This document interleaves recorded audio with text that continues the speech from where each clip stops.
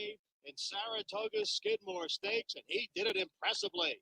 Looking at the Breeders' Cup Juvenile Turf Sprint, I usually don't play favorites, but I'm sorry, I just don't see how the horse loses. I'm talking about Golden Pal.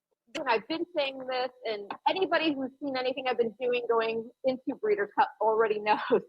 Golden Pal will not lose unless he falls out of the gate.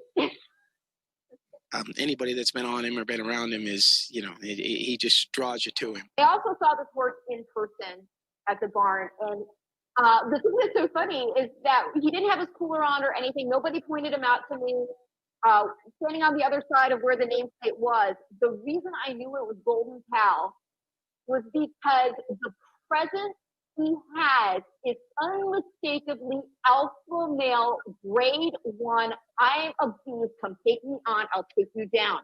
I mean, it's unbelievable. Unbelievable. And to be quite frank, out of all the races on the card, I will accept any outcome. If he lost, I would legitimately be upset. Hear Kieran Fallon's quote about this horse, that he thought that if you had gone to the Nunthorpe, he could have beat a champion sprinter named Batash, who's an older horse.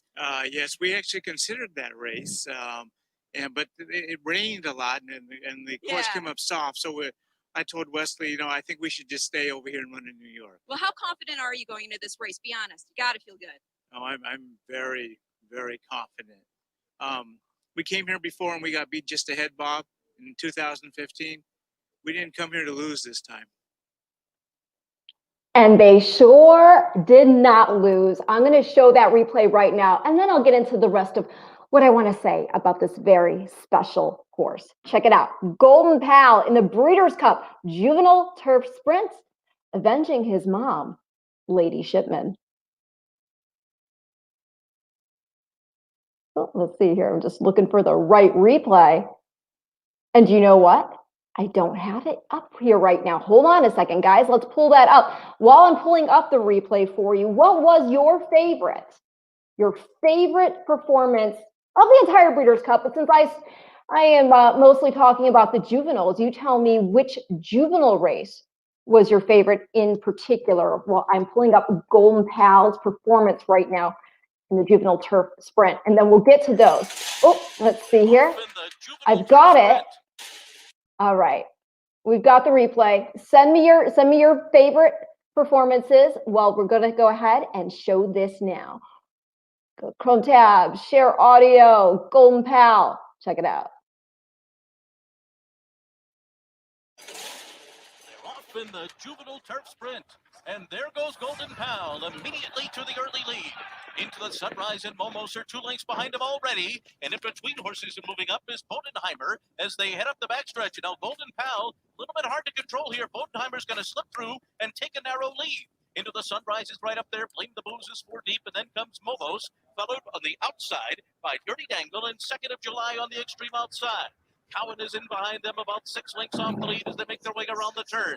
Then Mighty Gurkha has been taken to the outside with 5.5 lengths to make up. After 5 is going wide on the turn. You Better Believe It is down on the inside, about 7 lengths off the lead. Liquid's Honor is next, Windy City Red, and County Final. And they're into the stretch, and Golden Pal is kicked away again. And did he ever? Oh, he's 5 in front as they come to the final furlong. Cowan on the outside is moved up into 2nd. You Better Believe It has come up the rail. Golden Pal, another 16th to go. You Better Believe It, and Cowan chasing him home. Coming to the wire, it is Golden Pal winning the Juvenile Turf Sprint. And then it was Cowan 2nd. You Better Believe It was 3rd. Okay. So there you go. Golden Pal winning the Juvenile Turf Sprint. He got a 90 buyer speed figure for that effort. And yes, everybody. Okay, so check it out. I'm getting comments right now.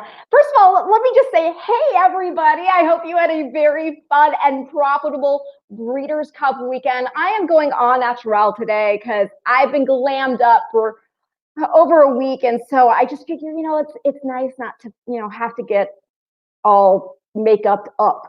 And go with a little bit of lip gloss. That's it. Got my hat, and I'm going to explain the backstory in that in just a minute. But I've got comments coming in.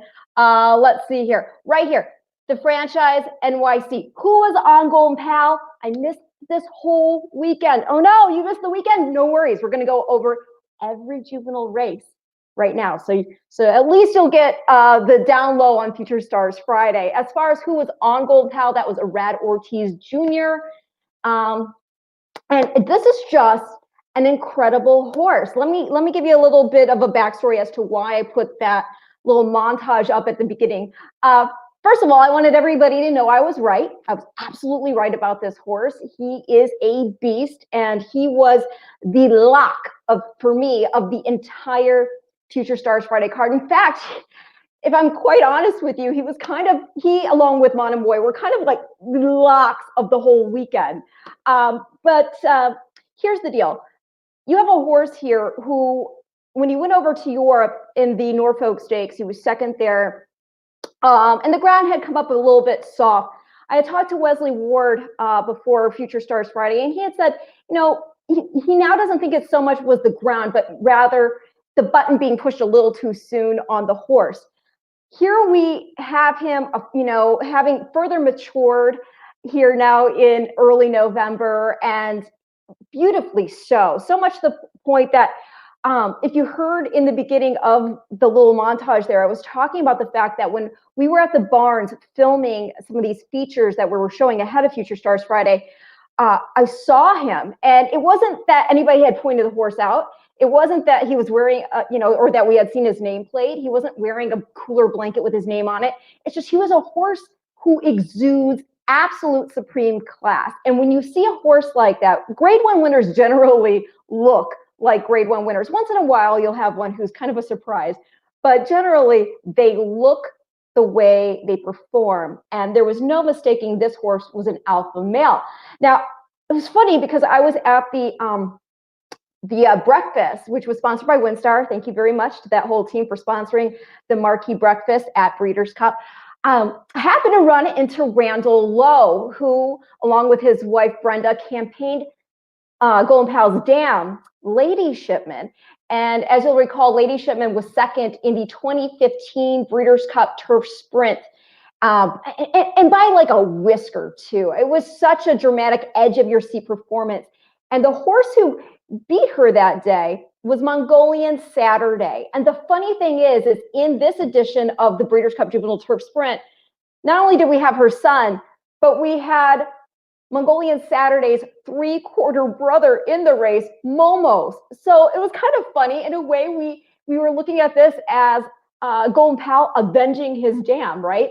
And the other thing that was quite interesting about the situation was, and Randall actually pointed this out to me, Mongolian Saturday won the 2015 edition of the race over Lady Shipman from the 14 hole. And that's what Golden Pal had drawn. So it was kind of interesting from that perspective as well.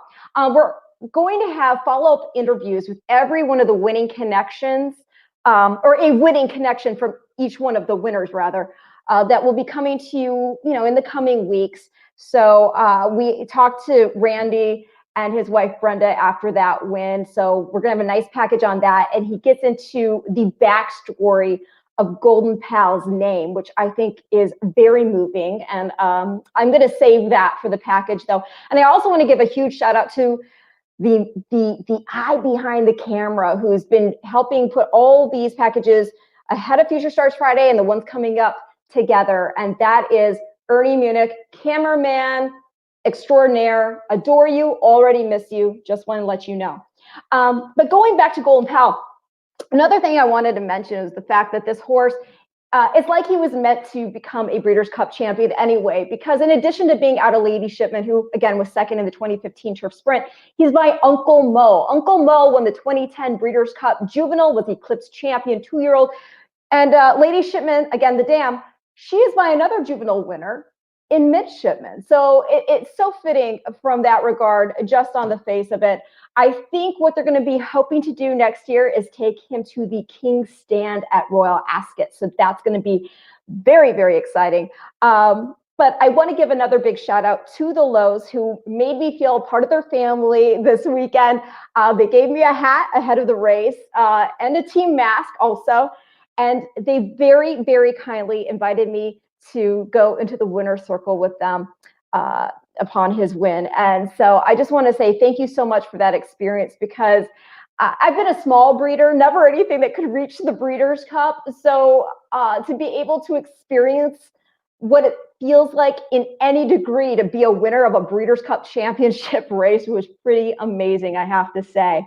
So again, that's Golden Pal, ridden by Irad Ortiz Jr., trained by Wesley Ward, and owned by Randall and Brenda Lowe, who also bred this horse.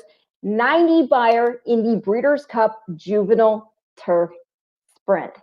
So now I'll look at some comments right now before I move on. I see. How are you? I'm doing quite well. I'm pretty excited after this weekend to see what these horses will do going forward. But I'm also, still catching up on my rest. I don't know about you all. I hope you had a profitable weekend. Let's see here. I'm just making sure I'm not missing any other comments. Somebody here, Wayne has an interesting question. I'll get to talking about Aunt Pearl in just a bit. But I don't know. I will say that Brad Cox would like to take her to Royal Ascot. So we'll see what happens there. Okay, next up on that card was the Breeders' Cup Juvenile Turf. And this was won by Fire at Will. And the horse made so much sense, yet he went off at 30-1, okay? He ended up winning the race by 3 lengths. He was coming in, he had won the With Anticipation at Saratoga, and he was coming in off a win in the Grade 2 Pilgrim Stakes. Now, he was ridden by Ricardo Santana Jr. here, trained by Mike Maker, and owned by Three Diamonds Farm, which is Kirk Wyckoff. And, the thing that makes me kind of kick myself over this, because I did not have him in my horizontal wager, and like I said, I'm still kicking myself over it, is that he has, not only that race record backing him, but Breeders' Cup head cred too. He's a son of Declaration of War, decorated runner over in Europe, comes over here to run his last race in the Breeders' Cup Classic. It was his first and only start on dirt, and he made a tremendous accounting of himself. That was that 3-horse photo finish at the wire with Mucho Macho Man and Will Take Charge, and Declaration of War was right there. And then his dam, Flirt. She is a daughter of Kitten's Joy. And Kitten's Joy was champion grass horse of 2004, but alas, he was second in the Breeders' Cup Turf that year. It was Better Talk Now who got the better of him that day. But not only is she a daughter of Kitten's Joy, but get this, she's a half-sister to Decorated Invader, who was 4th in the Breeders' Cup Juvenile Turf last year. And he's obviously, a Grade 1 winner now, a very accomplished horse there for West Point. But again, you have to remember, Decorated Invader, half-brother to this horse's dam, he himself a son of Declaration of War. So they knew that cross made a whole lot of sense. So let's go ahead. Let's take a look at the replay. This is Fire at Will winning the Breeders' Cup Juvenile Turf. Presented by Coolmore America. Ready for a start. They're off in the Juvenile Turf. And Altador goes straight out to the early lead. It's Altador to the front with Fire at Will away running in second position. Gretzky the Great is up and on the pace, third on the outside, and then New Mandate, who's down toward the rail, racing 4 lengths off the lead right next to Amico. Public Sector is in behind them, and then Cadillac. Mutasabek is 3 wide on that turn and racing 6 lengths off the lead. Aparta is next, and then comes Seal Away. Battleground is on their outside, 8 lengths behind the front runners at this stage of the race. It's a length and a half to Devil Walla, and then Go Atletico and the Learjet is the trailers. They head up the backstretch. So up top here, down the backstretch run, it is Altador and Jose Ortiz, 3/4 of a length ahead of Gretzky the Great, second on the outside. Fire at Will follows in third position as they continue their run for the far turn. Then comes Amico. They went 48.12 for a half. New Mandate is 5th right now. It has 5.5 lengths to make up. Mutasabek's on his outside. Public Sector is saving all the ground, and Cadillac's in that mix too. Battleground is right behind them. He's 6.5 lengths behind. Midway on the far turn. And then comes Seal Away. Around the turn they go. Altador is still the leader. Gretzky the Great is coming under pressure in second. Amico circles up on the outside in third. Fire at Will is down toward the rail. Coming to the final furlong. Altador, here's It's Fire at Will, who ranges up alongside as they come to the 8-pole. Battleground is a clear run in the center, but work to do as Fire at Will hits the front, coming close to home. And Fire at Will and Ricardo Santana Jr. have done it. Battleground got second. Outdoor was third. Cadillac was fourth in 135.81. Okay. There you go. Fire at Will. And you know what? I got to apologize. I'm not sure how to stop those little preview screens from coming up when I'm showing these replays. So I apologize for that, but we still saw the horse crossing the wire.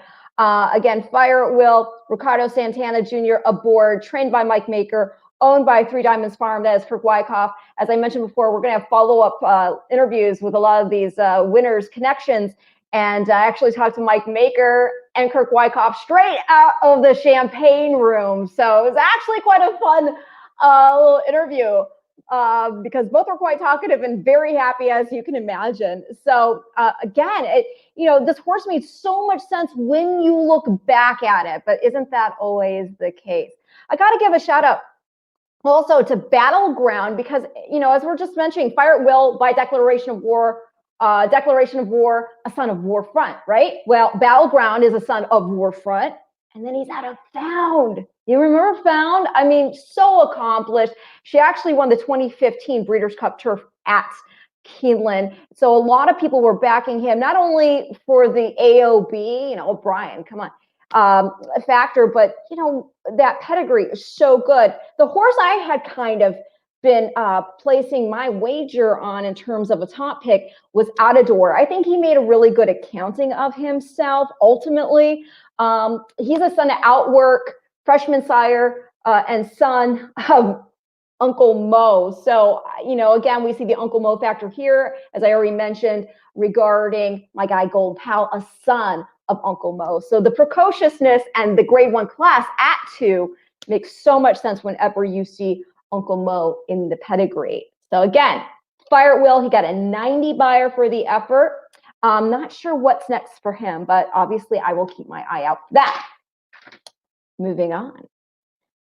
Bequest. Yes, it's Bequest. I actually got that in a little bit of info and confirmation regarding the pronunciation of her name from her breeder. And I have a really heartwarming clip that I'm going to show you here in a minute after I show you her victory. But this is another situation where, again, you're going to see Uncle Mo at work because Bequest is a daughter of Nyquist. Nyquist won the 2015 Breeders' Cup Juvenile, and then he won the Kentucky Derby the following year. He's one of only 2 horses to have ever accomplished that double. The other horse is Street Sense. And, again, Nyquist is son of Uncle Mo. So Bequest actually made me look smart because she was, my heart was rooting for Tim Hammond day out of the office because I had done an interview with him earlier in the week. And I mean, to have your first grade 1 winner as a trainer, take in mind, he's been involved with some big horses over the years, including Wait a While, Too Much Bling. But as a trainer, even though he's already had about, 25 or more champions in Ohio and 5 horses of the year in Ohio, he never had a grade 1 winner, again, as a trainer officially. And here, not only did he become his first grade 1 winner, but this is his first trip to the Breeders' Cup as a trainer. And she nearly got the job done. I mean, to lose by 2 lengths, there's no shame in that. To get second place in a Breeders' Cup race when the purse is $2 million, there is no shame in that whatsoever. He should be so proud of that training job. And but as far as the prices go, when you were looking at this race, here we had 4 fillies entering the race who were undefeated, all graded stakes winners, 3 of them grade 1 winners. We were all wondering, is Princess Noor the real stuff here? Because as talented as she looked to the eye, the speed figures weren't really telling the same tale. So we just didn't know if this was going to translate. What we were seeing, these big victories from her in California, were they going to translate here? maybe this was her true level of ability to contest with these fillies on that day, or maybe it just was a bad day for her. I don't know. I don't think this is a filly that you just go, never mind. She's not what I thought. I don't think you do that. I think she obviously has talent. But not only did you have her in the mix for Bob Baffert, you had Simply Ravishing, who won the Darley Alcibiades, right there at Keeneland, trained by Kenny McPeak. And you also had, again, the aforementioned Day Out of the Office, who had beat Bequist in the Frizette Stakes coming into this race. So when I was looking at the situation, I was looking at the odds. I was also involved in a charity handicapping challenge. I was teamed up with Ella Starr and my good friend Dan Torgman, and we actually won. Yeah, making money. But here's the thing. I had to look at this race from that perspective. How do we make money? And the horse that made sense to me was Bequist.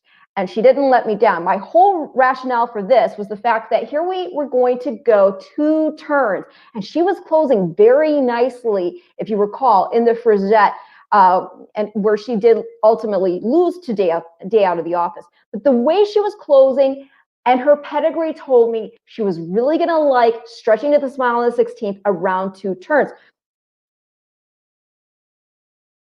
Now, it's just the fact of when you look at her pedigree here, okay? As I already mentioned, she's a daughter of Nyquist.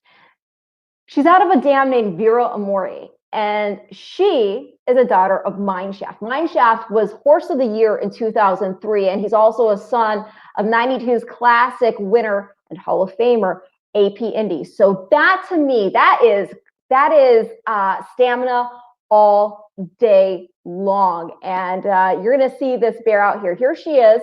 I'm going to show the replay now. Winning the Breeders' Cup Juvenile Fillies with jockey Joel Rosario aboard. And this is for trainer Butch Reed and ownership group of Gary Barber, Watchell Stable, and Swilkin Stable.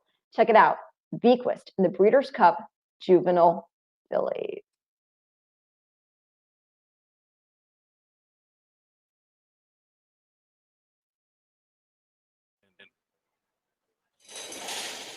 They're off in the Breeders' Cup Juvenile Fillies. And Bequist goes immediately to the front with Day Out of the Office going with her. Princess Nora is up and on the pace too.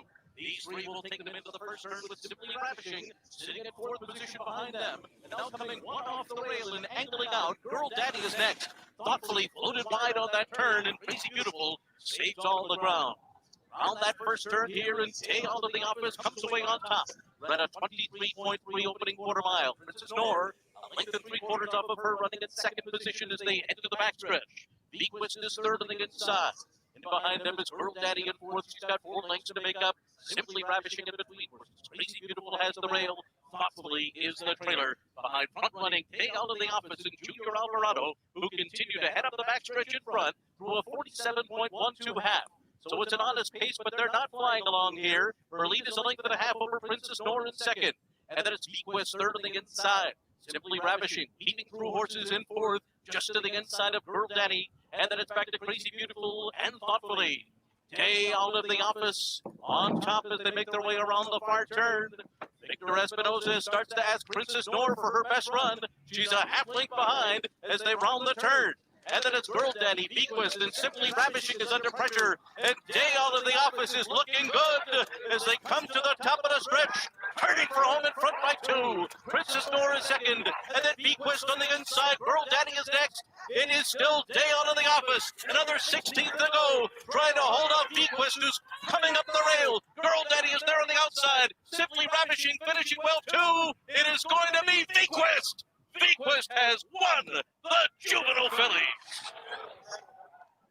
5 years ago. So there you go, Bequist winning the Juvenile Fillies. And as I already mentioned, she's daughter of Nyquist, who's a son of Uncle Mo. Day Out of the Office made a tremendous accounting of herself still. Daughter of Into Mischief, who we saw authentic win the Classic. So Into Mischief looking great this weekend, right? But then I have to mention Girl Daddy. is a daughter of Uncle Mo. So Uncle Mo is represented by 2 horses in the top 3 there. And again, I have already mentioned the fact that Golden Pal's son of Uncle Mo. So Coolmore Ashford, they've got to be stoked. I mean, they already know the legend that Uncle Mo already is living the life out there, but just to have it, reestablished now, not only for himself as a sire, but now as a sire of sires, that's really impactful. That's how you truly know you've got a potent stallion, the likes of a Northern Dancer, Mr. Prospector, any of the big names that you can think of. I really feel Uncle Mo deserves to have his name go up alongside, the legends in the book. So again, Vequist winning the Breeders' Cup Juvenile Fillies. Now, as I mentioned, we talked to Butch Reed. By the way, Butch Reed, you are so fun. I don't know if you're watching or if anybody associated with you might be watching this and they can tell you. I just gotta say thank you so much for that post-race interview, because you're a joy. I mean, just the exuberance with which you convey your love for these horses.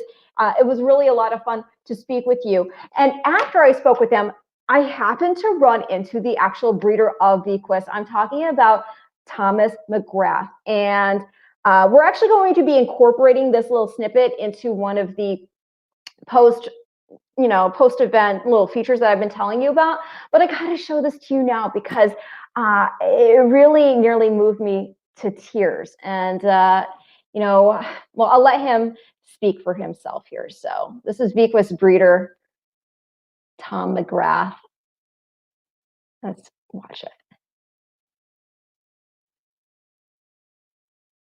Okay, sometimes when you're wandering around Keeneland and you run into a winning connection, you just gotta do what you gotta do, and we're on the iPhone right now. I'm standing with breeder Tom McGrath, who bred Vequist.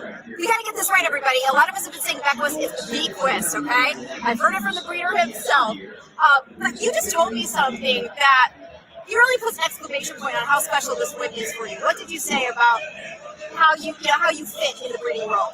Well, we're a relatively small breeder, and we have just a handful of mares, and I own Poseidon's Warrior, who's standing in Pennsylvania, and Vero, who's down here at Brookdale.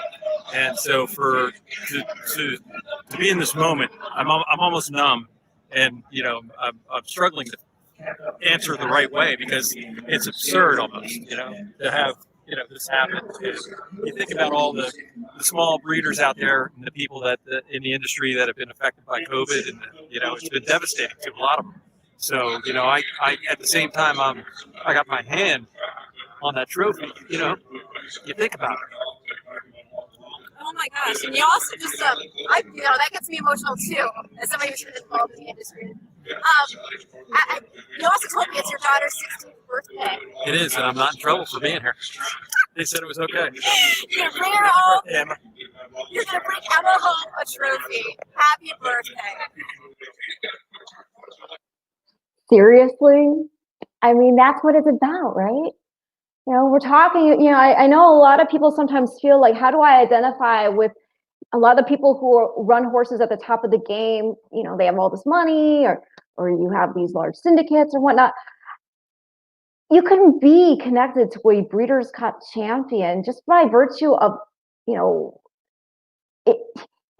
just even in this instance, you don't have to be a giant breeder. I mean, yeah, we see the giant breeders winning, but this gentleman, Tom McGrath, small breeder, he had the quality, filly that got in the right hands, and now he has bred a Breeders' Cup champion. And he also wanted to give a little love out to Fred Seitz at Brookdale Farm, who helped basically conceive the breeding for Vequist, again, by Nyquist, and out of his dam, Vera Amore by Mineshaft, 2003's Horse of the Year and a son of AP Indies. So I got to give a big, again, congratulations out to all those connections. And to reiterate, because I'm not sure if I actually mentioned it in the first place, she got a 93 buyer for that effort. And there's no reason to think this filly can't keep going on, and is the type of horse that could certainly get to the Kentucky Oaks. So let's go ahead. We're now going to look at the Breeders' Cup Juvenile Turf. Now, I think this was a race where we had all come down to the conclusion that it was between two fillies. It was going to be between Wesley Ward's Campanelli, and it was going to be between Brad Cox's Aunt Pearl. And Aunt Pearl was coming off a victory at Keeneland in which she shattered a stakes record that had been in place since 1999 in the J.P. Morgan Chase Jessamine. So you knew Brad had to feel really good about what he was coming to the table with. In fact, we're going to take a look back at the little feature that we shot with Brad. I'm going to actually let it run because we talked to him not only about Aunt Pearl, but we also talked to him about Essential Quality, who, as you probably know by now, also got the job done for the barn. 2 Breeders' Cup championships on the Future Stars Friday card. And then, as you probably also know, he picked up 2 more on Championship Saturday with Nick Sko winning the Dirt Mile and Monomoy Girl joining the Hall of Fame roster of Bayakoa, Royal Delta, Beholder, and becoming a 2-time winner of the Breeders' Cup Distaff. So let's go ahead and take a look back at the Future Stars Friday little package we put together with Brad.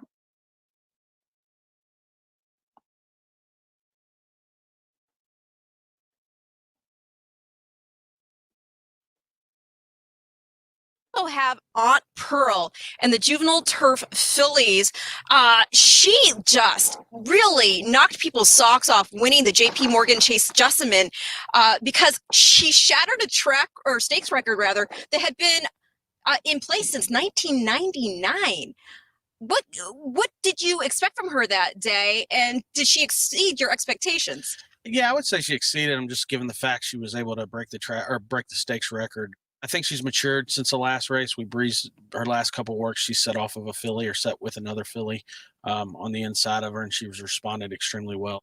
So in the TVG Juvenile, presented by the Thoroughbred Aftercare Alliance, you have Essential Quality. And if you want to talk about pedigree, this colt is loaded. He's a son of Tapit. Tapit's by Pulpit. Pulpit is by Hall of Famer AP Indy, won the Breeders' Cup Classic back in 1992 as a 3-year-old.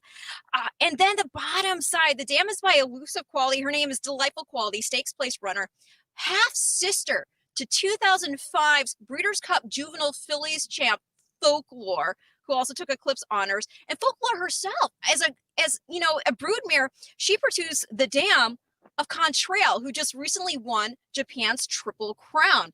And the female family also has some recency in it that's related to this year's Breeders' Cup because it includes Come Dancing, Grade 1 winner Come Dancing, who will be contesting the filly and mare sprint. So he's already exciting just from that standpoint. But what he did last out in the Breeders' Futurity, that had to be very rewarding for you to see that performance. Yeah, rewarding to say the least. He's a very talented colt. It's showed us that in both starts. Was able to break his maiden going 3/4 with a very educational trip over in a quick time, and then for him to bounce back and win a Grade 1 in his second start against a quality field here at Keeneland. It's just really what you work 7 days a week for. Well, it also has to feel good that it was over this track and at that distance of 1 1/16. Yeah, I think that Louis had a little trouble pulling him up on the backside, but yeah, that's the one thing we've noticed. I mean, he definitely has some stamina, and it's obviously from the pedigree, like you said, on the top side. You've got AP Indies is great grandsire. So I mean, he acts like he's going to be a classic horse, a classic distance horse, and we're hoping to get him a good solid 1/16 out of him this Friday, and then turn our attention toward bigger and better things. No, I shouldn't say bigger and better, but some exciting things in 2021. Well, you've made it no secret that your goal is to get a Derby horse. Yeah, that's everyone's goal, I think, in the thoroughbred business. But this is a colt that definitely would keep you dreaming. Oh, he woke up to a big-time victory with that colt. So we'll talk more about Essential Quality in a minute. Let's talk more about Aunt Pearl, because here again, we have a Breeders' Cup connection pedigree-wise with her. Not that her sire won it, but he certainly sired a champion, and that is Lope de Vega, who sired Newspaper of Record, who won the Breeders' Cup Juvenile Turf Fillies in 2018. So, and then I will mention, it's kind of fun too, because the dam here is by Hurricane Run.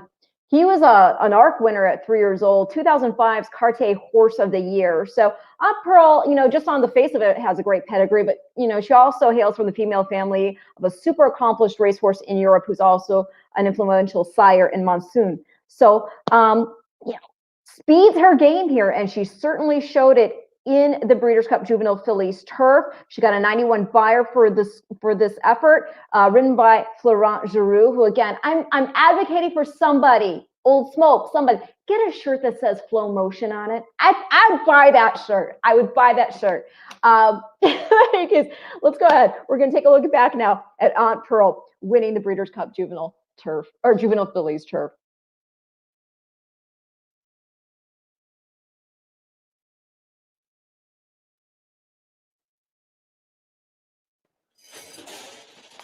They're off in the Juvenile Fillies Turf. Aunt Pearl right out to the early lead. And now rushing up on the outside of Aunt Pearl is Campanelli, and it's these two that will lead the way into that turn. Spanish Love Affair is next, taking back his royal approval, trying to save some ground into that turn. Down toward the inside in 5th position is Miss Amulet.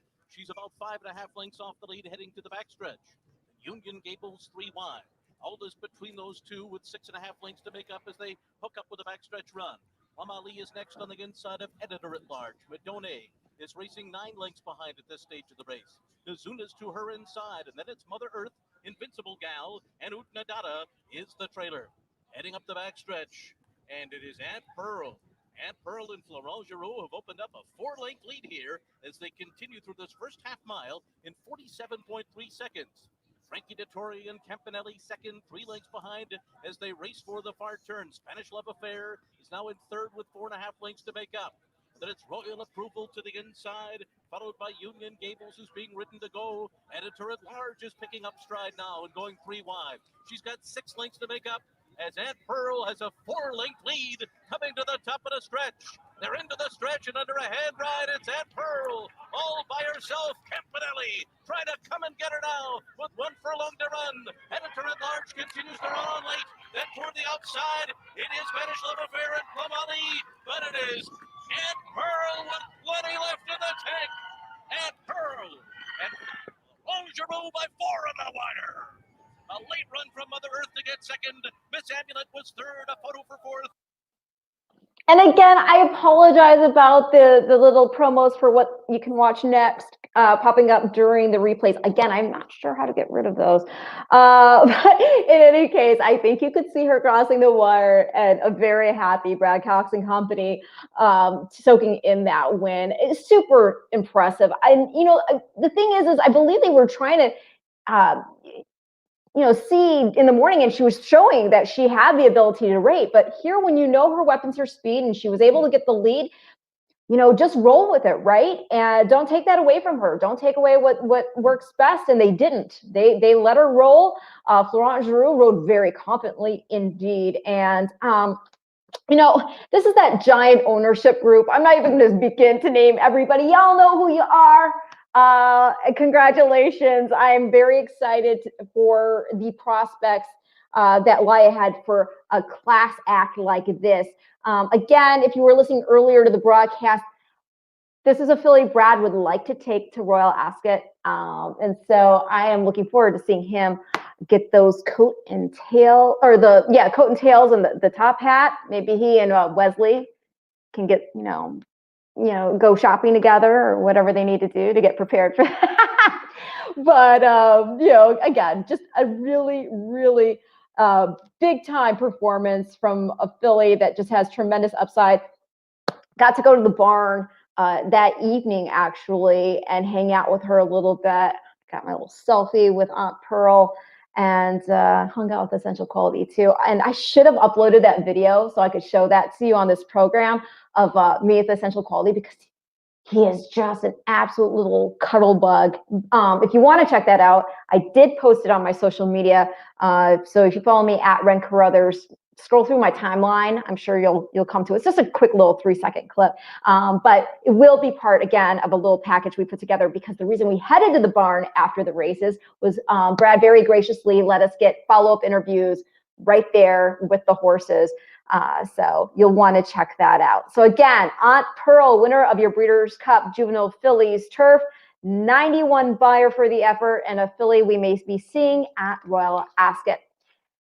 Back-to-back wins for the Cox Barn, because he followed that up with a victory in the Breeders' Cup TVG Juvenile presented by the Thoroughbred Aftercare Alliance with Essential Quality. This horse, again, as if you were watching earlier and you saw that little package, he was coming off a win in the Claiborne Breeders' Futurity right there at Keeneland at the 1.16 distance, the same distance of the TVG Juvenile. And he looked so happy doing it. This was a horse that was at ease. It looked like he could have gone around the track again. And the funny thing is that Brad told me that after that race, Luis Saez got off the horses, like he doesn't even know what he's doing out there. So we were talking about the fact that when he does figure it all out, and you know, with every start, you get a little more professionalism to how you go out and contend. It could be very scary what this horse is capable of in a good way, right? Because like I said, he just never looked tired out there. Another thing you want to see with 2-year-olds, when they get a lead like he did in the stretch of the Breeders' Futurity, he didn't get lost out there looking for his friends. Young horses tend to like to stay in their pack more so than the older horses even. And once he hit the lead, he didn't get nervous about where's my crew. He kept going on with it, and happily so. And so that was why this was a horse that if you were playing your wagers, whether horizontal, vertical, even if you weren't looking to single somewhere, it was definitely a horse you had to use. And he did not let backers down. He, you know, he won by 3/4 of a length, but it was in a style in which was so impressive still that it does give you the feeling that this is a horse that we will see. Hopefully, you know, everything goes smooth and right. Obviously, we think of bubble wrapping these babies, but this is a Derby type horse. We heard Brad Cox in that package talk about the fact that this is a horse that gets you, you know, thinking about that. And with that pedigree, he's my Tappet. Again, in the package, you heard heard us talking about that line. Tappet's by Pulpit. Pulpit is a son of AP Indy, and then his dam is a daughter of Elusive Quality. So that adds a dash of speed in there, but she's also half sister to Folklore, who won the 2005 Breeders' Cup Juvenile Fillies and was Eclipse champion 2-year-old filly. And she's also the grand dam of Contrail, who just won the Triple Crown in Japan. So it's a deep pedigree. It's a timely pedigree, and one that can certainly get the distance. I'm going to show you the replay for that in just a second. I'm just trying to catch up on some of the comments over here. Let's see here. I have to ask, what stadium? Oh, right here. Loving the show. Thank you so much. I have to ask, what stadium is the seat from? Can see it in the background. Okay, so that is from the old stadium in Minneapolis. This is Metrodome. I'm sorry, you guys are gonna think I'm so bad, but look, I'm all horses and hockey. So the Metrodome, I think. So Matt used to have tickets, and he actually, I believe, watched a World Series from that seat.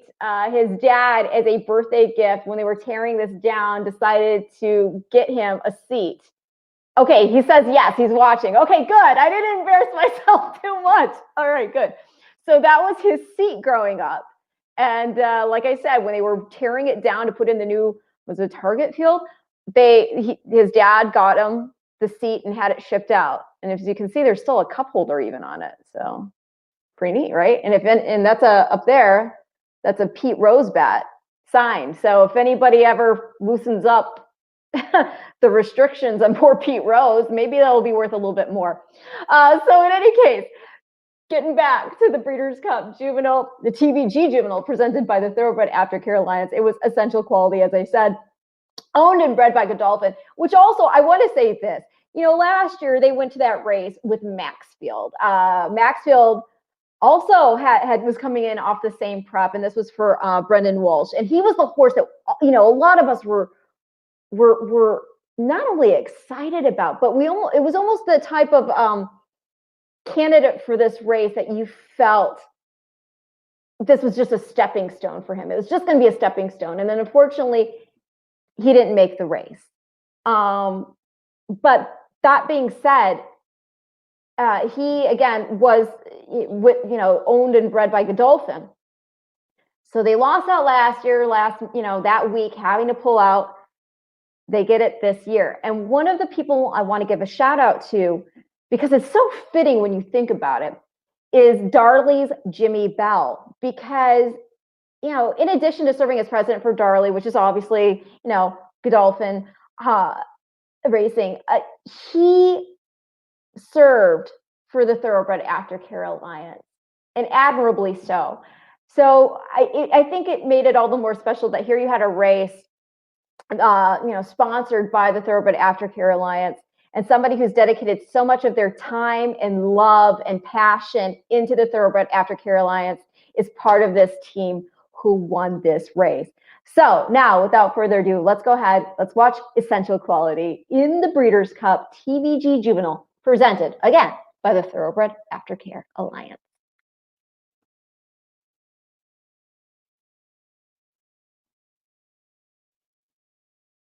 The start. They're off in the Breeders' Cup Juvenile. And Jackie's Warrior broke very sharply, but will have early pressure from Dreamer's Disease. And Classier's right up there. Hard held just in behind the leaders as they race for that turn. Then it's Likeable. Next is going wide, floated out there 5 deep as they move into that turn. And then it's King Fury right alongside of Hot Rod Charlie. Essential Quality mid-pack here, 7 lengths behind. Reinvestment Risk is next. And then comes Calibrate to the outside. 22.58 was the opening quarter mile. They're rolling up front. Camp Hope is next on the inside of Rombauer. And then Late Runner sitting on Go. And Keep Me in Mind. So up the backstretch they go here in the Breeders' Cup Juvenile.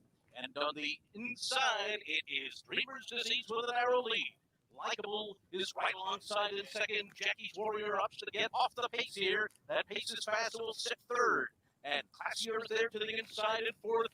Past a half mile in 45.31 seconds. It continues to be a hot tempo as they race for the far turn. Dreamer's Disease on top. As they round the turn, Jackie's Warrior begins to move. Now up into second position. Hot Rod Charlie has made a sudden move and has swerved up into third and is gaining ground on the top 2. Then Essential Quality in fourth as they make their way to the top of the stretch. Jackie's Warrior strikes the front. Hot Rod Charlie circles up on the outside. The 2 of them will turn for home together. And Essential Quality is trying to get them. Here's Hot Rod Charlie. A huge long shot at 94-1. Coming into the final 16. But Essential Quality runs by. Jackie's Warrior's giving way.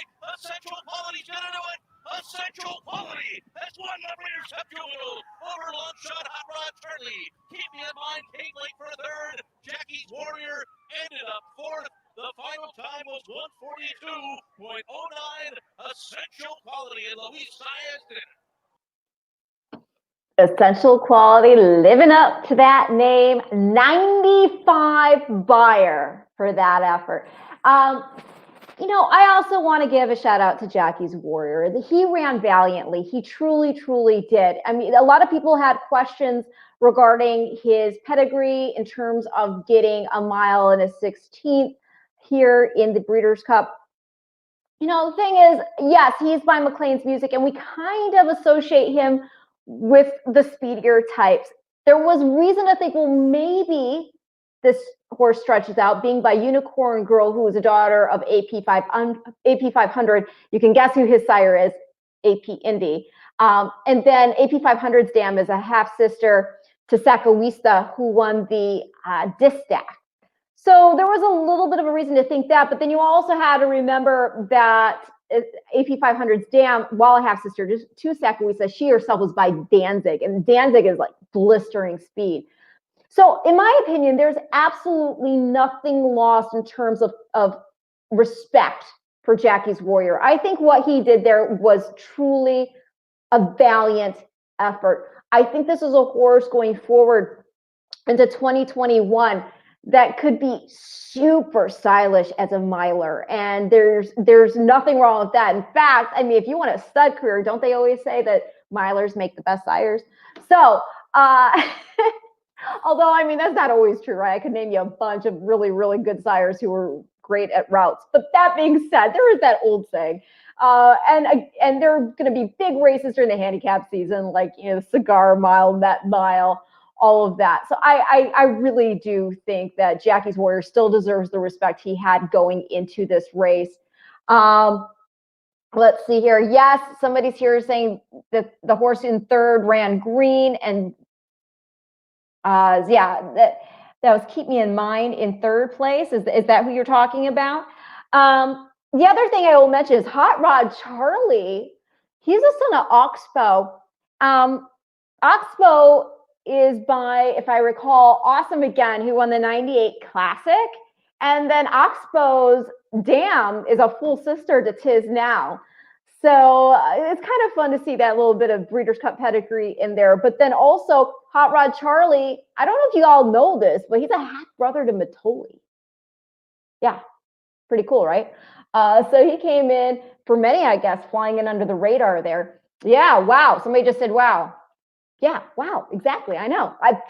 When I was telling people over the weekend, like, hey, this horse is a half to Mitole, they're like, what? So, I don't know. Somehow it just slipped by, I guess, for some reason or another. Let's see here. Somebody says, this was Breeders' Cup of Autoplay. I'm here. I'm not sure what that means. Hopefully it's not a bad thing. Let's see here. Laura said, they don't call her the Pedi Geek for no reason. Yes, that's right. Oh, I see the comment you're acknowledging here. Your knowledge and pedigrees is awesome. Great insight listening to you. Thank you so much. I truly appreciate that. Yeah, they call me the Pedi Geek because I actually got my reputation during Saratoga meet. I grew up on a thoroughbred horse farm, so I have the credentials myself, right? I grew up on a thoroughbred horse farm, and I always took a keen interest in the pedigree side of it, the breeding side of it. My parents got out. I still retained interest in the whole racing culture and the history, the tradition behind it. And so as far as handicapping goes, though, the way I got the Pedi Geek moniker is because during the Saratoga meets, that's when we see a lot of these really high-class 2-year-olds debut, right? But the problem is when you're looking at the past performances, for the most part, those PPs obviously are what? Missing information. So how do you fill in blank spaces? Well, you kind of have to be a bit of a historian, and you have to understand the pedigrees you're looking at. You need to fill spaces by cultivating and curing and piecing together what did their sire do, their dam, and more importantly, what did that female family do? There's so many instances in which you see people settling to play connections because they're familiar with a trainer, they're familiar with a jockey, and they're missing out on the fact that they could find a really nice price because people aren't looking any further pedigree-wise from beyond the sire and the dam and what the dam is thrown. If you go beyond that and you find heavy black type on that horse's page that shows you not only the ability to win stakes races in that family, but win them early at 2, well, there you go. So, for example, one of my big pedigree plays, Good Samaritan, the horse was, I believe, I'm trying to remember, 12-1 morning line, and I think he ended up going off at 7. And I had him pegged first time out, so I'm still proud of that. And there are others, but that just comes to mind because not only did he end up winning his debut, but he ended up being a very stylish racehorse. Oh, somebody right here, Ren. Can I buy that hat? Heck no, you cannot. I'm sorry, Barton. I'm sorry. No, this is very, very special to me. As I was mentioning before, in case you missed it, so I was at the Breeders' Cup breakfast, and I ran into Randall Lowe and Brenda Lowe, who are the owner breeders of Golden Pal. And I was telling them, there is absolutely no way your horse loses. None. I said, the only way he loses is if something freaky happens, like he falls out of the gate or something. Other than that, there's absolutely no way Golden Pal loses. He is the lock of the Breeders' Cup. And I think they really appreciated my faith in their horse. And they were so kind that he asked me, do you want a hat? I said, yes. So this is actually an official Breeders' Cup team hat for Golden Pal. And like I said, they treated me like family that whole time. They let me into the winner's circle with them. I'm going to be in their photos and all that. And I feel super special because of it, because that's an experience you can never ever buy, right?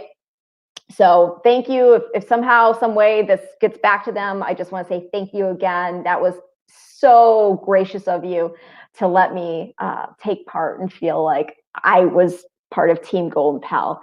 Barton's now saying they sound like great people. They truly are. They truly love their horses too. And like I said, we shot a post-win interview with Randy and Brenda, and it's really moving. The story behind Golden Pal's name is something that you're gonna, take to heart and understand that this win goes beyond just winning a race for Randy. It really goes much deeper than that, into basically the genesis of his interest in pursuing being in thoroughbred ownership. Somebody here is asking, how was Breeders' Cup without the fans? Obviously, we missed you all. There's a huge buzz, of course, when you have the fans mulling about their colorful outfits. Also, that's part of the fun, the aesthetics, right? So the hum, the buzz, the aesthetics, even more of the concessions, so the smells and all of that. And nothing like somebody spilling their beer on your expensive shoes, right, as you're walking through the crowd. No, in all honesty, no, the fans were certainly missed. From a working perspective, I mean, yeah, it's easier to navigate where you need to go, what you need to do. But there's certainly no mistaking the fact that obviously we would much rather prefer to have had everybody there. Protocols were adhered to, trying to keep everybody safe and sound. And I mean, obviously, again, I keep saying obviously, but yeah, there's no question that these races would have been even all the more memorable if we had that roar of the grandstand backing up the winners as they were crossing the wire. So yes, missed. How did I fare at the Breeders' Cup? Pretty well on day one anyway. I gotta say, I didn't really get too heavily invested in day two. I am all about the 2-year-olds. I got knocked out of one of my horizontal picks because of Fire at Will. And again, like I said, I'm kicking myself over that.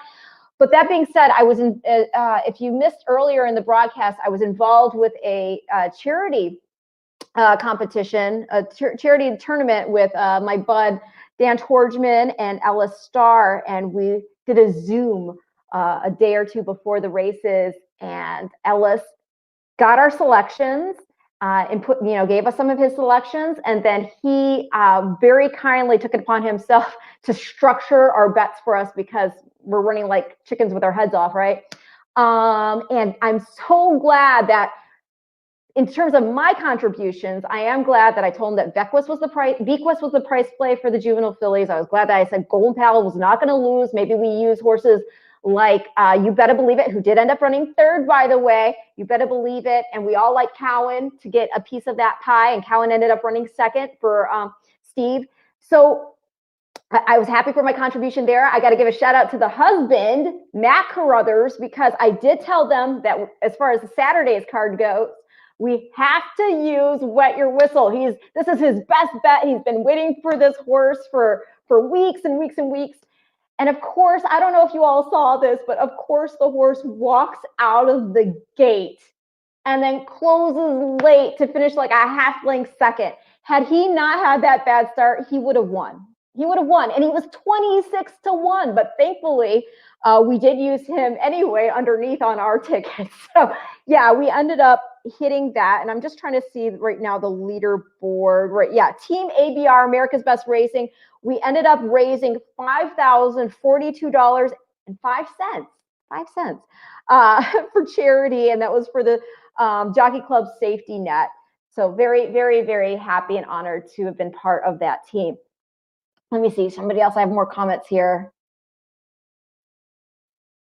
Ren knows this, but you can trace most of the great horses back to Nirko. You know, the crazy thing about Nirko, I just ripped out my earplugs. Let me try to get those back in because I can't hear myself now.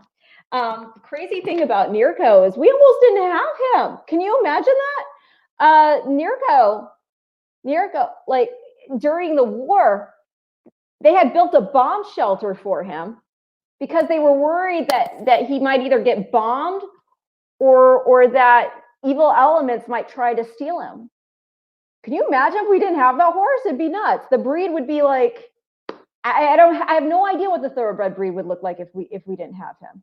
Oh my gosh, yeah, you just oh, you have that in your thing too. Okay, I'm sorry, Wade. I hadn't even read the rest of your comment. I just saw Nirko. Yeah, they kept him in a bunker. Exactly. Absolutely. You know your history. I'm impressed. I'm impressed. So basically, this has been my little Breeders' Cup rewind, and I hope you enjoyed it. If you missed it, now you've gotten to see these horses' performances. You can always go to the Breeders' Cup World Championships YouTube, and you can find all the replays, not just for Future Stars Friday, but for Championship Saturday as well. Relive the excitement and see who you might want to bet coming out of these races. I mean, we definitely saw some performances of horses that weren't winning performances, but definitely horses that could certainly get the job done in their next start.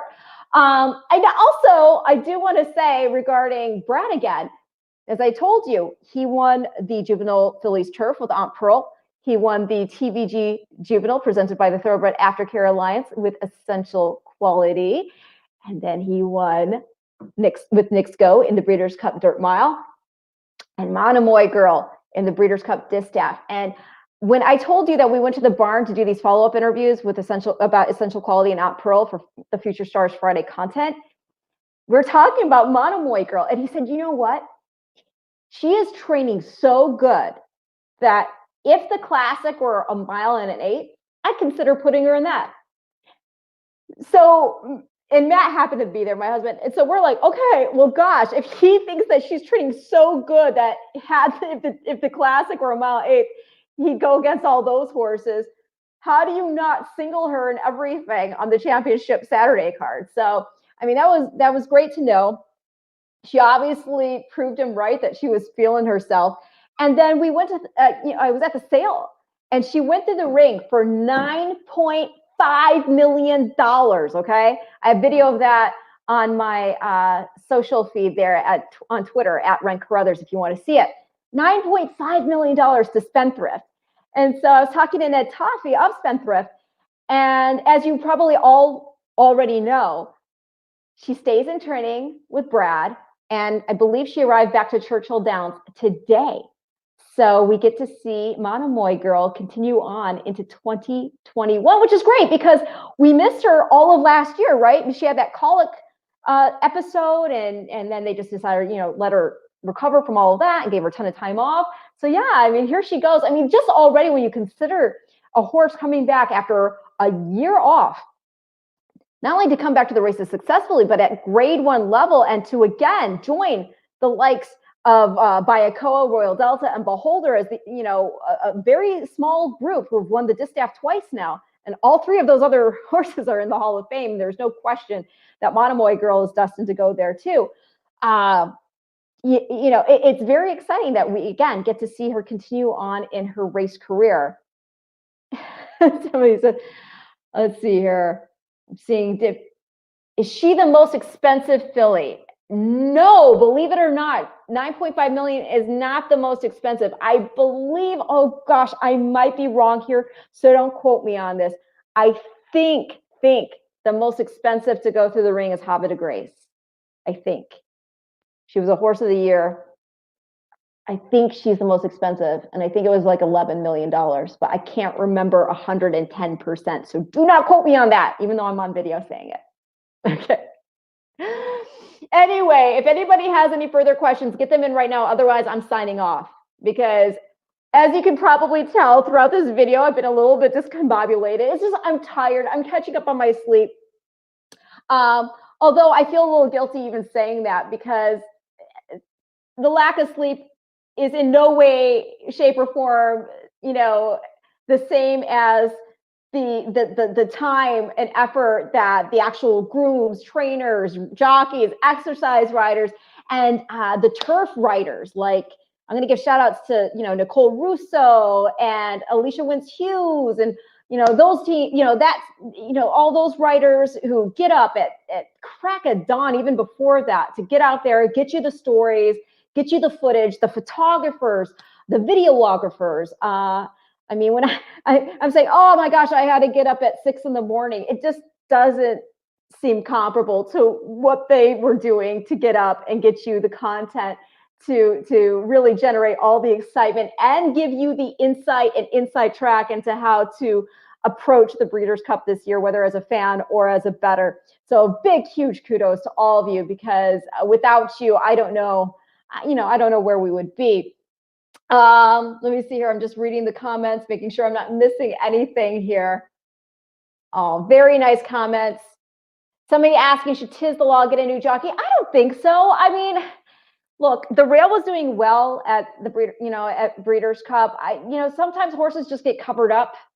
That was the case there. I think that could happen to any jockey. I think Manny Franco is a really, really good rider. I think he's somebody who rides with confidence. Anybody who can have the type of percentages that he does, especially with 2-year-olds, for example, you have to know is a super capable rider, because with a 2-year-old, you have to ride with the utmost confidence and know and have a plan and be able to see X amount of seconds ahead. So if you can ride a 2-year-old, you can ride any older horse. I say, give that a mulligan and go forward. He's already grown a partnership with this horse. He knows this horse. So I wouldn't take him off. Let's see. So let's see here. Golden Pal's turn of pace in the Juvenile Turf Sprint. That was good. Dude, I know. That horse is a beast. I am a huge, huge fan for life, obviously, at this point, right? And again, I believe the big goal, the next big goal is going to be, I think, the King's Stand at Royal Ascot for Golden Pal. And I don't, like I said, I mean, he's just such a cool horse. If I can, I'm going to see, actually, tell me, you guys, real quick before I get off here. Do you guys think it would be cool if I maybe could arrange with Wesley, if Golden Pal is still at Keeneland, to go see him and maybe do a live follow-up forecast with him? Let me know if you think that would be cool. You can always tweet at me. You can either comment now, or you can tweet at me at Red Carruthers, and who knows, maybe I can make that happen. Oh, somebody's saying yes. Okay, I'll see if I can make that happen. I would think he's still there at Keeneland. That's his home base of operations. So we'll see. We'll see if I can make that happen for you. One other comment here. So disappointed to see Swiss Skydiver lose. Any thoughts? Here's my only thought. Swiss Skydiver is awesome. Don't get me wrong. She's awesome. I know that Kenny was looking at either the Distaff, obviously, or the Classic, because he had one berth into both races. The Classic, when he beats your Derby champ and now Classic champion, Authentic, in the Preakness, when she did.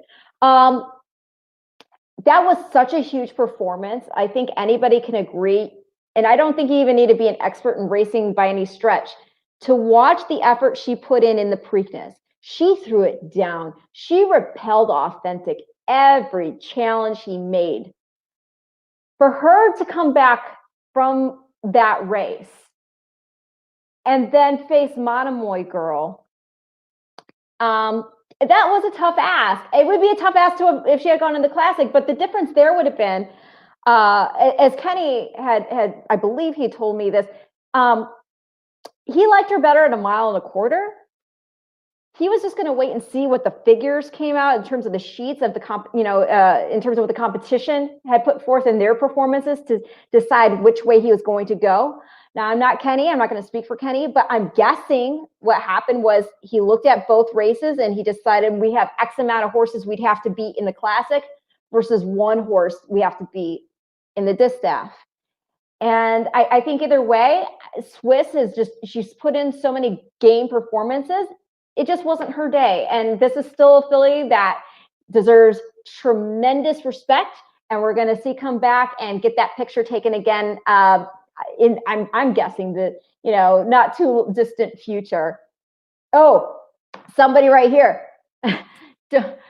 Oh, good. Wayne Harris has already got his future wager in the King's Stand for a Golden Pal. Nice. I love it. Okay. So right here, don't forget Whitmore's performance at the BC. Are you kidding me? I couldn't forget that. Not at all. Okay, so Whitmore, I've been a fangirl, homegirl for Whitmore going back years. You can ask Ron Moquette. I love that horse. And it's so good to see him get that Breeders' Cup win. I mean, he picked up that grade 1 win in the Forego like a year ago or so, right? So to see the pace shape set up for him, that he was able to show that turn of foot in closing and getting the win in a Breeders' Cup Championship race is awesome. And a funny story for you, Whitmore's original name, I don't know if all you know this or not, but Whitmore's name, Ron actually changed it because originally Whitmore's name was, get this, Pleasant Mel. Yeah. Because, his personality just didn't fit the pleasant part. He's a ham. He's not, but the pleasant, I mean, ornery Mel might have made sense, but not pleasant Mel. So Whitmore is a change from an original name, again, of Pleasant Mel. And I got to tell you, he's such a character, such a ham. I remember watching the barn, they were giving him the peppermints, and the girl was joking about how Whitmore has them trained because he'll do his little paw at the stall, and then they come with the peppermint. So it's his little human trick. Let's see. Somebody's asking me here about what's your view on United in the Turf Classic and Flavor. David, I'm sorry. That race, I just did it again. I pulled out my earpiece here. I really missed what happened with United in that race, so I don't feel like I can comment on it. I will say that, I'm a huge fan of Flavien Prat as a jockey. So I don't know. I'd have to look back at that. Again, I really focus the most on the 2-year-old. So while I do know in the turf, we had that giant upset of Order of Australia, right? And I guess O'Brien, wait, no, that was the mile. So no, yeah. Let me actually look up the chart for you real quick, if you don't mind. You guys can keep bringing me a question and I'll look up the chart for you on that, because I missed what happened with United in the race.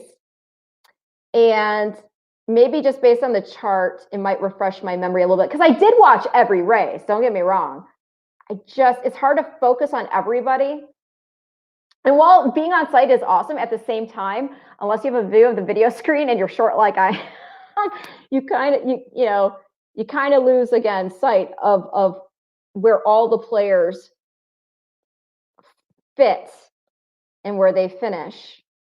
Let's see here, results. Got it right now. I'm pulling it up. View this fully. Yeah. So that was, yeah. So you had Tarnawa and Magical and Channel Maker, who, by the way, Channel Maker, this is something I'm gonna give you like a little bit of a pedigree insight into how to play pedigrees and maybe anticipate something going forward. You had to know that Channel Maker was going to be a very special horse, because when you're by a sire like English Channel, who, by the way, won the turf himself, and yet you can come out and you can show the ability to sprint. You knew he was going to have a lot of talent going forward out of that as well. So Channel Maker has really made a tremendous accounting for himself now throughout his career. He's been very consistent. This is the race where I was kind of looking at Lord North, who ended up finishing 4th. But as far as United goes, yeah, I don't know. I would really have to look and see, basically if there was anything in the midst of theirs, why a mile into the race he was just sort of like out. If anybody has any insight into why they, what I thought of the performance, by all means, go ahead and contribute. But I will say United's a very cool horse, and we only wish him the best going forward. And this is why they got to run the races. Horses have big performances that they put in, and sometimes it's just not their day. Let's see here. Somebody says, I saw a YouTube channel with 360 view, but when I watched it, the horses were not in focus. Was I supposed to adjust the screen? Trail mix, I don't know, but if anybody else has any like techie insight into that, by all means, let Trail Mix know how to handle that. Because I'm this much techie. I'm this much. And Matt Carruthers is this much techie. I'm sorry. Let's see here. Oh, this is a good question. Of all the Breeders' Cups that you've attended, in your opinion, what was the best venue? You know, I can't say what was best because they're all different. It's sort of like comparing, I don't know, it's like, I don't want to say like children because let's not get that deep about it, but it's too hard to compare them because they're all really cool for different reasons. I would say I really tremendously enjoyed this Breeders' Cup at Keeneland by virtue of the fact that you're already in horse country. So if this were any other year where we didn't have the COVID protocols and, you know, obviously we're trying to keep where we're traveling to limited, this would have been a situation where content-wise, from a content provider, and that's the way I'm looking at it, as a content provider, I would have been able to say, hey, okay, we've got these horses in this race who have these Breeders' Cup connections. Let's go jet to the farm and get footage of this horse. And we can show some of the relatives here to sort of flesh out what you're seeing on the page. That's why I'm really excited about the, you know, that we're going to have Breeders' Cup back at Keeneland in 2022. So I will say that. I will also say, though, I mean, obviously they all have their great aspects in terms of, you know, whether it's to be able to hold a huge crowd, like, for example, Santa Anita. You've got that giant racetrack. You've got those beautiful San Gabriel Mountains in the background.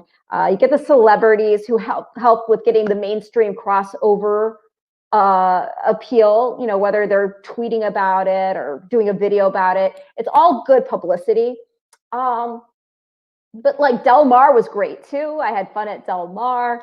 It's again more of a boutique size track, which made it feel very, you felt closer to the action. So, you know, I can't just pick one, but I will just say again, I think I would give, if I had to say, oh, one track, I had a really, really good time here at Keeneland. I did. And again, it's just from looking at it from a content standpoint of having the farms right next to us, because Keeneland is right there. I mean, if you look back at one of these packages we did, for example, with Brad Cox, you're going to see a barn in the background that has some paddocks and whatnot. That's where Wesley has some of his horses. That's where Golden Pal usually chills, is right there in that barn. So how great is that, right? You're just right in horse country. Are you covering am I going to cover Del Mar Breeders' Cup? That's very nice of you, Mr. Guitar. I actually do their Future Stars Friday content, basically do these shows once a week. What we're going to do now that the races have been run for Future Stars Friday, is we do sort of a version of it that is essentially the Future Stars Friday follow-up. So I'm going to keep following these 2-year-olds now that have raced on this card as they go into 2021, and we see where they end up, whether, for example, Essential Quality gets on the Derby Trail. We talked about Pearl and Golden Pal, you know, trying to go head-to-head against the Euros over there in Royal Ascot. That's the type of stuff I follow along with. And then once the new batch of 2-year-olds start debuting in the spring and summer, then we start talking about them and focusing on them as they start to head into the Challenge Series of races that can punch their ticket to 2021's Breeders' Cup Future Stars Friday card. So, you know, it's always hope springs eternal as long as you got a good 2-year-old in the barn, they say, right? So that's the show. If you have any further questions, you can always tweet at me at Ren Carruthers. I hope you enjoyed it. And I hope you were a little forgiving of me if I was a little out of sorts. Again, I got to catch up on my sleep. I do. Because in addition to all this, I have a 2-year-old. Y'all know out there who have parents, or who are parents. See, there we go. Who are parents. You know what sleep is like when you have a 2-year-old. You know that.